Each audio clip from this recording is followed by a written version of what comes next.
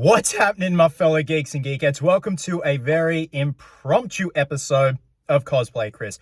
I really do apologize for the setting of this video. I'm currently on my lunch break at the effects studio that I'm working at here in Sydney, working on a couple of productions, and the trailer number 2, as a matter of fact, for Spider-Man No Way Home has just dropped. I'm not sure if this is the final trailer or if this is just trailer number 2. I'd assume this would be the final trailer because the film's due out in pretty much a month's time. So I do apologize for the very sporadic setting. I know it's not the usual setting back at my apartment and everything, and I probably look like an absolute mess because I'm covered in resin dust and I've literally got my lunch on the front seat. But I just saw the trailer. The trailer has just dropped. The trailer premiered in the States. There was a whole cinema full of people.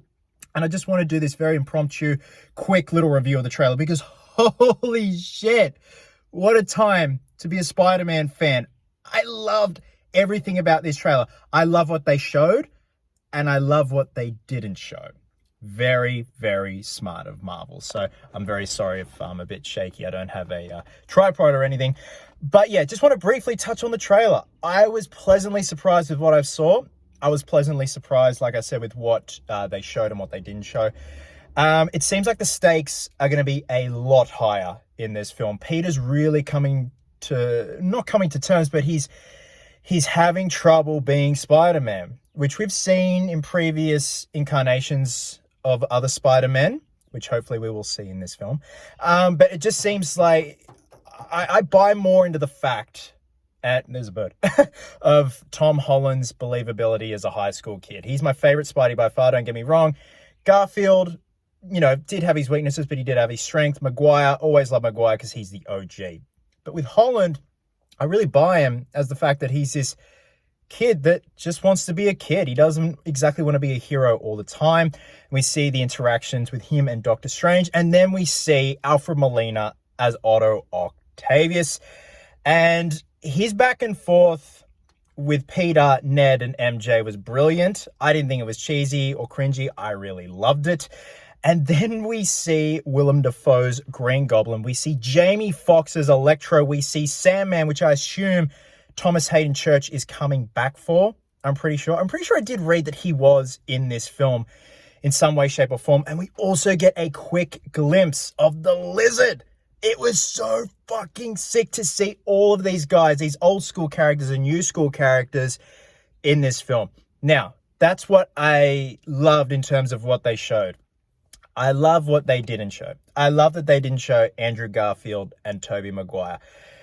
A lot of people are saying they're not in it. I definitely want to say it's pretty obvious at this point that they're in it, especially after all the leaks. And I know a lot of people have said that those leaks are fake.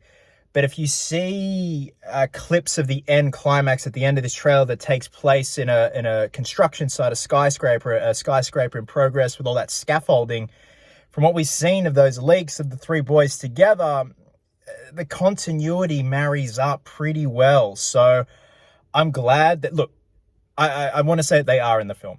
If they are, I'm so glad that they didn't show them. Marketing at its finest. The marketing on this film has been very unique and unlike any other Marvel film. It's kind of been shrouded in mystery and then they give a little bit away, shrouded in mystery, give a little bit away. But my overall thoughts, I'm rambling here and I'm starting to sweat. I'm in a very hot car. I got to finish my lunch. But yeah, I just wanted to quickly geek out over this Geeks and Geekettes. I was very happy with this trailer. It was a well-executed trailer. Again, they showed a lot, but didn't show a lot at the same time. So I think we're in for so many surprises with this film. So much fan service.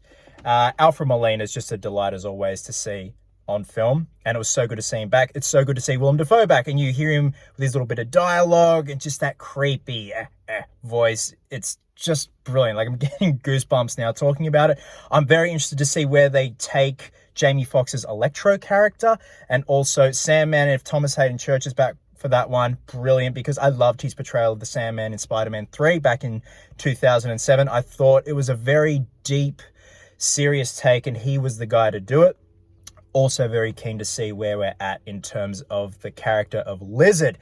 So, With that being said, and it was, I hope I got everything out there because I wanted to do this all in one take. So again, I'm just filming on my phone, uploading on my phone. The prettiest thing about this video is the thumbnail. I went ahead and pre-made the thumbnail yesterday because I knew I was going to be at work today. And if you notice in the thumbnail, I've still got the dirty fingers from doing the Michael Myers shoot. So that's always good. But yeah, Geeks and Geekettes, please drop a comment below. Let me know your thoughts on trailer number 2. Or is it the final trailer? I don't know. We're just going to call it trailer 2 for now.